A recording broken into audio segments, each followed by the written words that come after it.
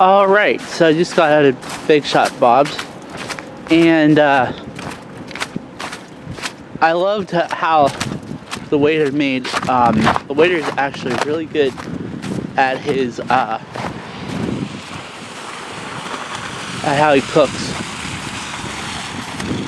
I'm not going to show too much, because basically you could see the ice, the snow, the cold.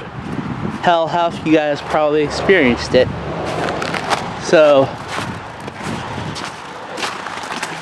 we will probably walk around an area that the first time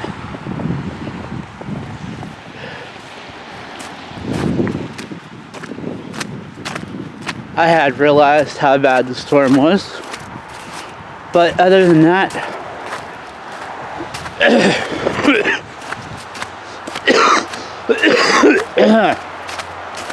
I'm walking back to get warm. So I'll see you guys in a bit.